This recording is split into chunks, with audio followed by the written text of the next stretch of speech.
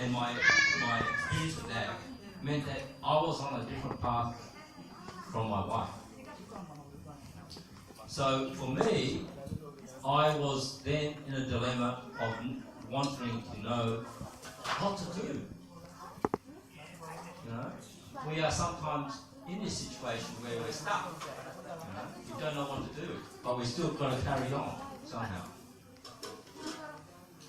So then I started to look into the people, the friends, and the workmates that I had, and I started to look at their lives. And what I found is actually, you all do it. You all put the stake in somebody's coffin.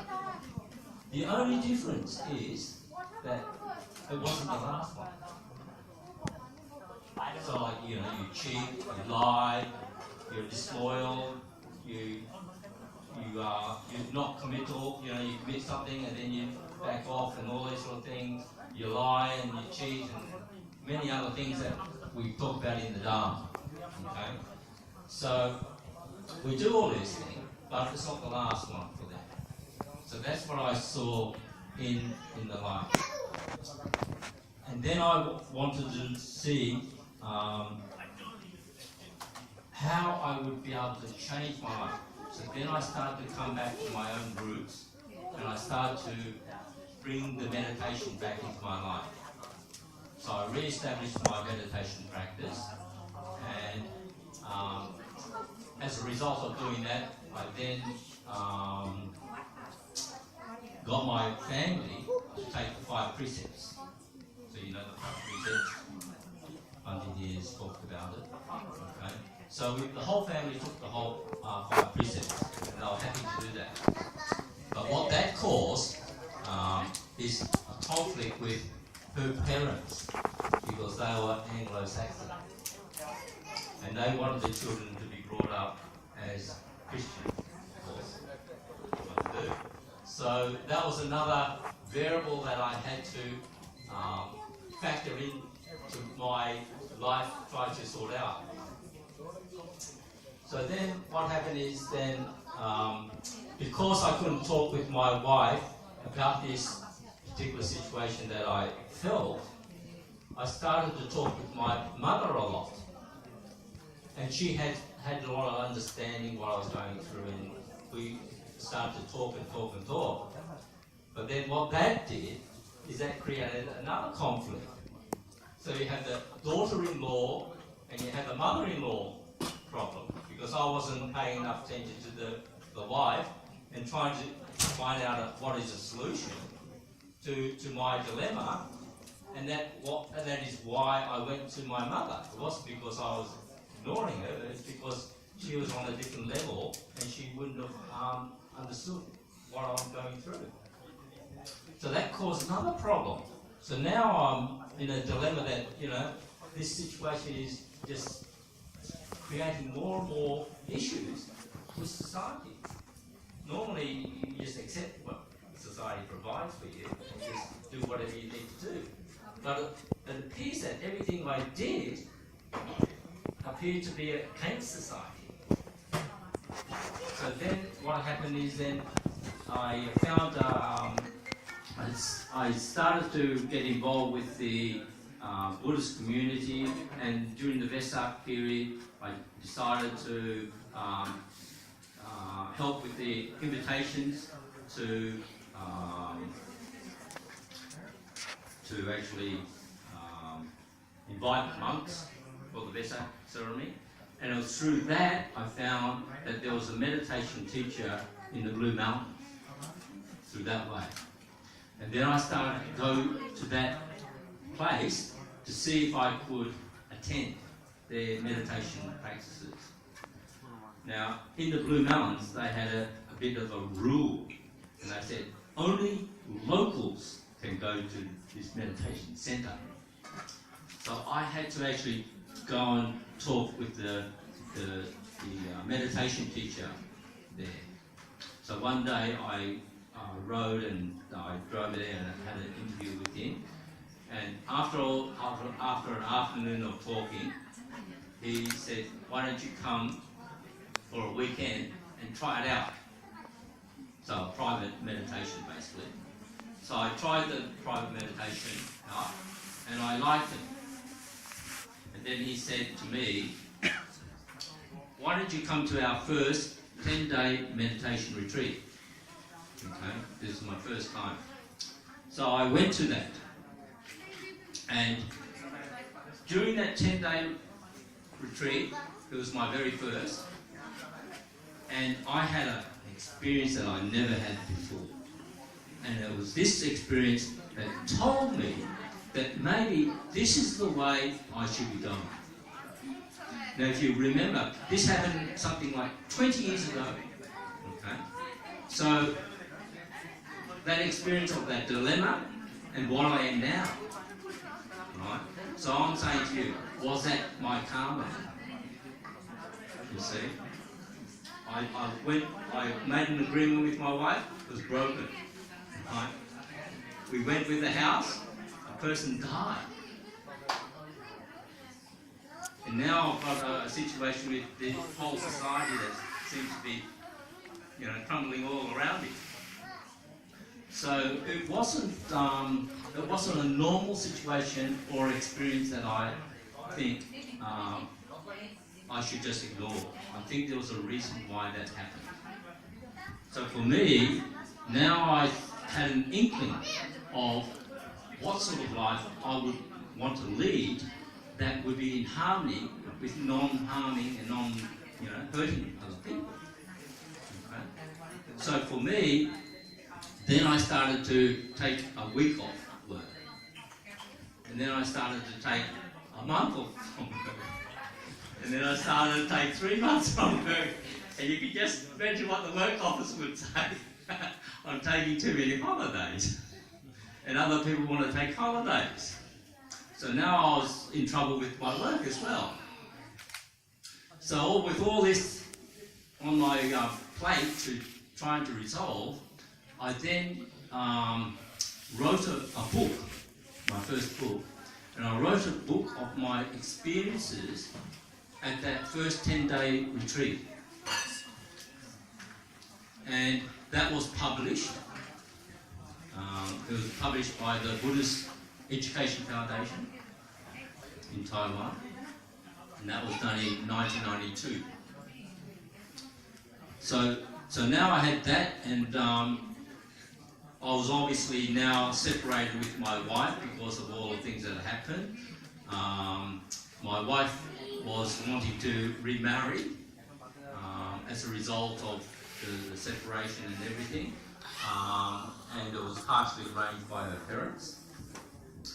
And I thought about this, and I said that yes, I can divorce, and I could let her remarry. And then I reflected on my situation of possibly becoming a monk. Right? And I said this is probably the right thing to do because, firstly, if I make a clean cut, right? If anything happened to my wife while I was a monk, training as a monk, okay, then society cannot come back to me and say, you have to come out of the robes to look after the children. Right? So I thought, okay, I will do that. So we agreed to divorce so that she can remarry. And she remarried, and then I had to wait again until the stepfather and the children adjusted to the new situation so that there was no withdrawal symptoms from the children. Okay? So that was the next thing I had to wait for. In the meantime, I was preparing myself for that transition to become a monk. So what I was doing is I was stopping smoking, stopping alcohol, any sort. I became a vegetarian. I did various things like that, and obviously my mother was vegetarian, so if I was vegetarian in her own home, then it would make it easier for cooking and many things like that. So all these things I started to do, and I reduced my social activity, I did more meditation, and then obviously obviously it came to a time when the access to my children was the issue then, because I couldn't go until I knew the children wouldn't have any regrets for me taking my decision. And I also didn't want to give society a reason that I was trying to get away from my responsibilities for looking after children. Okay, so I had to wait until my access to the children was just a phone call. Okay. Once that happened, I knew that the children would be all right, and that the stepfather had adjusted to the children, and everything was all right. It was only then I could really start on doing what I wanted to do, of becoming a monk. So then, through that process, then I started to really home in on all the things that I needed to do according to the Vinaya, what I had to do to reduce my expenditure, my burdens and everything. So I had to sell all my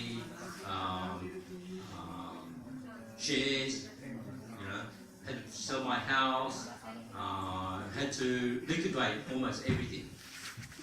And the idea of that is that what I decided to do is I would buy another place, a block of land, up in the Blue Mountains, where I reside now. And the reason why I bought that block of land was my own security, to make sure if I didn't succeed in the monk's life, I'd have something as a lay person to rebuild my lay life. Right? Or if I did succeed, which I have, right, I would build my monastery in the Blue Mountains and propagate the Dharma. Okay? So it was a two-way thing. So before I became a monk, I still had to exit from my work, and I had to find a natural way to do that.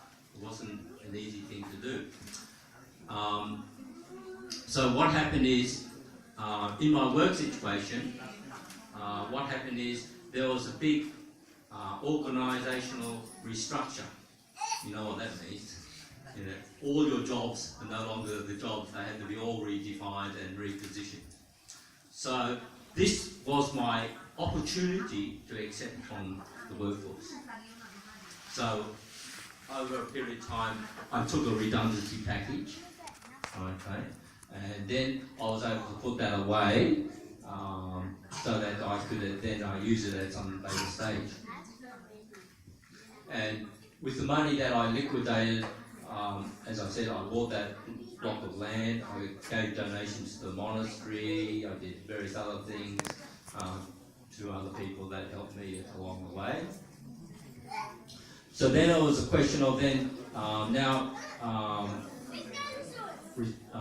taking the redundancy package and retiring from work life, and then going to the monastery in the Blue Mountains, where I could then become ordained. Now, because my teacher at that time wasn't there, he was in America, I had to wait for nearly 12 months before he could come back.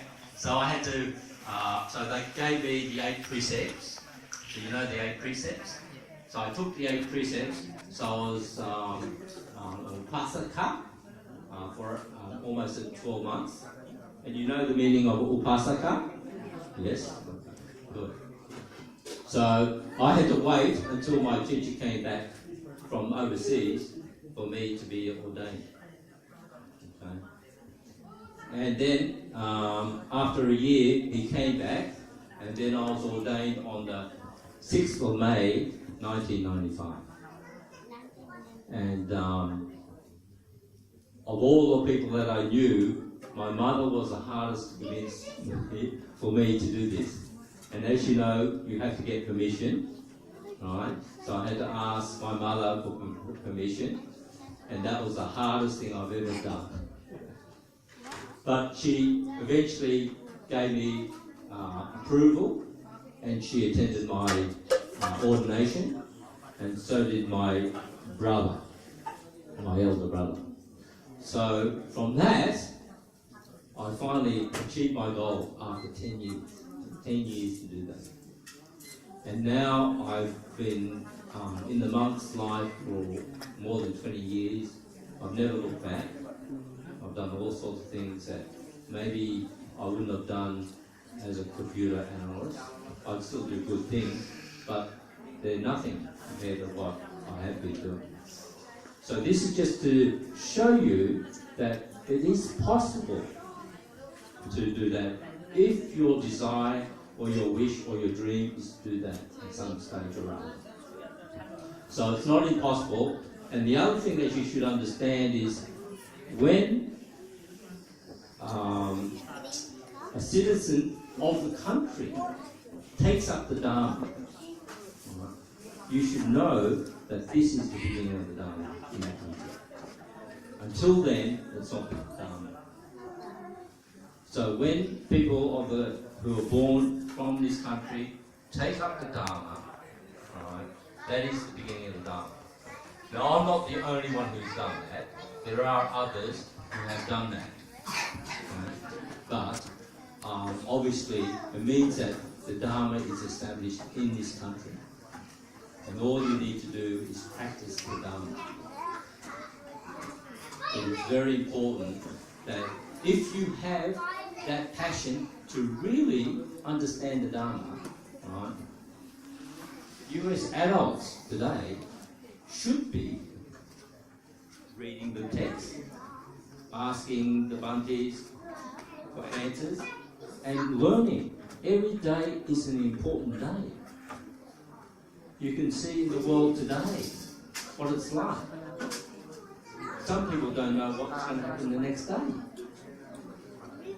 You know, when is this situation with America going to stop? You know, many things. And there's many things that we don't know in the community that America is doing to the whole world. Tell me, do you know, as an example, do you take vaccination for your children?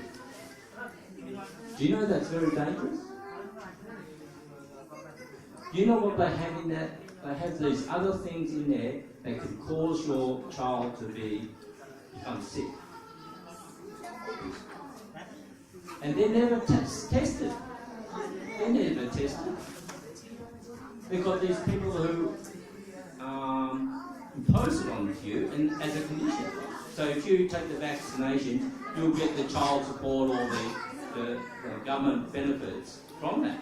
If you don't, you can't get it. I only just went to Centrelink just recently, and I'm finding that they are actually, forcing people to take vaccinations, and this comes from America. And you know what the vaccination was for? It was Americans. They actually, whether accidentally or deliberately, they instigated their vaccinations in Africa and New York. And their purpose was to exterminate black Africans and African Americans. That was the whole idea. If you go and Google a new Churchill, that was the initial reason for bringing in vaccination. Because they linked it up with polio vaccination. So that's why you've got a lot of children today with all these different illnesses that doesn't even relate to their parents. So I would really start to do your own investigation and inquiry and take control back and make your own decisions, because this is very important for the next generation. If you've got a generation of all sick people, there's not going to be a future for the Dharma either. Only people who can make up their own decisions, don't be controlled by the system. You should do your own investigation and make sure you know it's safe before you take those things. So this is my message to you, that you are in the driver's seat and you should not give control over to anybody else, not even the doctors. because the doctors are only agents for the pharmaceutical industry. So you should really look into these things and know truly for yourself that you are able to make the decisions, right? They are supposed to help you, right?